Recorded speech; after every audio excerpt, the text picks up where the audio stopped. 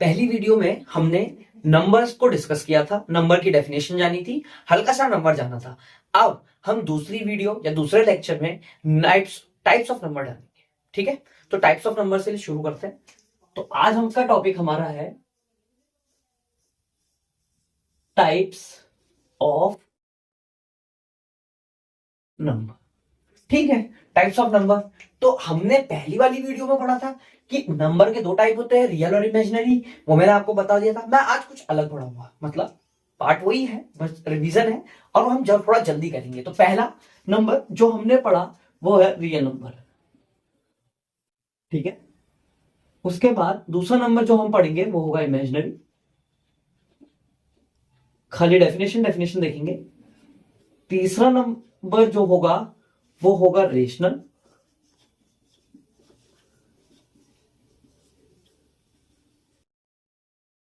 चौथा नंबर जो होगा वो होगा इरेशनल।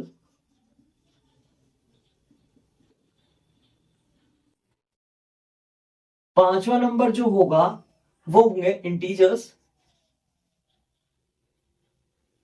छठा नंबर जो होगा वो होगा इवन नंबर।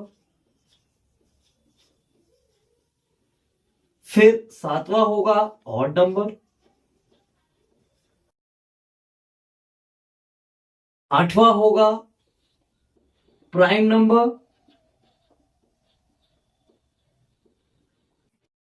नवा होगा नेचुरल नंबर।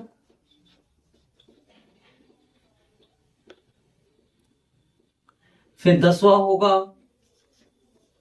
Whole number. फिर होगा 11वां होगा को प्राइम नंबर।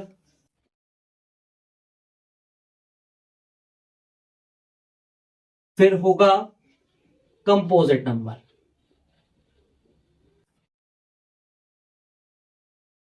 और भी हम कोई छोटी छोटी चीजें डिस्कस करेंगे। इसके अलावा भी हम थोड़ी कुछ बातें और डिस्कस करेंगे जो नंबर्स के लिए बहुत जरूरी हैं, जो कि आपके लिए बहुत ज्यादा जरूरी है, आपने पढ़नी बहुत ज्यादा जरूरी है, जिसके जो कि काफी ज्यादा नेसेसिटी है हमारे लिए एग्जाम्स में। सो जब हम पहले नंबर की बात करते हैं तो रियल नंबर ऐसा नंबर जिसकी रियल वैल्यू एग्जिस्ट करती है, या सारे नंबर्स जो कंटेन करता है वो रियल नंबर। अब इमेजिनरी नंबर, इससे पहले मैं डिस्कस कर चुका हूं, ऐसे नंबर जिनको रियल प्लेन पे ऑब्टेन नहीं किया जा सकता है वो इमेजिनरी नंबर्स होते हैं और वो आई से रिप्रेजेंट होते हैं। इसके बाद रेशनल नंबर। रेशनल नंबर ऐसे नंबर्स होते हैं जिसको पी अपॉन क्यू फॉर्म में लिखा जा सकता है, जिसको हम P divided by Q form में लिखते हैं। और Q क्या नहीं होना चाहिए बेटा? जीरो नहीं होना चाहिए। और क्या?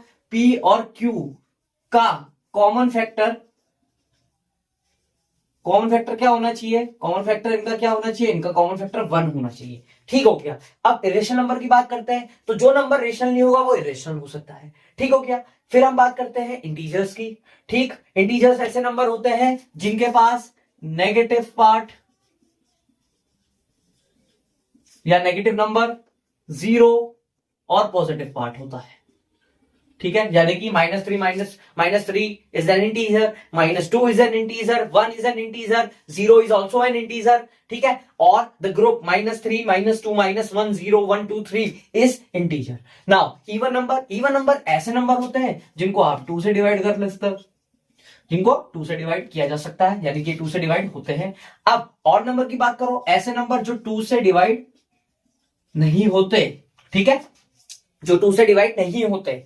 ठीक हो गया। प्राइम नंबर ऐसे नंबर होते हैं जिनका, मेरी बात को ध्यान से सुनना, प्राइम नंबर ऐसे नंबर होते हैं जो खुद से डिवाइड होते हैं, यानी कि खुद से डिवाइड होते हैं, खुद से डिवाइड होते हैं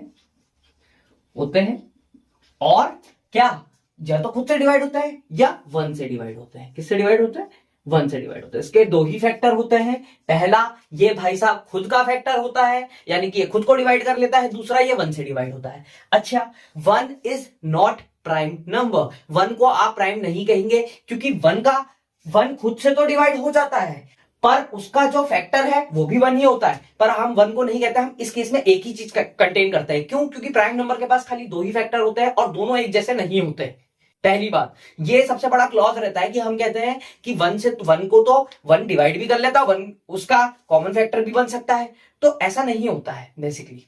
ठीक है, ऐसा नहीं होता है। वन उसका सिर्फ एक ही कॉमन फैक्टर होता है वन का, और वो सेम नहीं होता है। Next, natural number. Natural number ऐसे नंबर होते हैं जो कि वन से स्टार्ट होते हैं और इन्फिनिटी तक जाते हैं। वो नंबर जीरो से स्टार्ट होते हैं, इन्फिनिटी तक जाते हैं। Coprime number.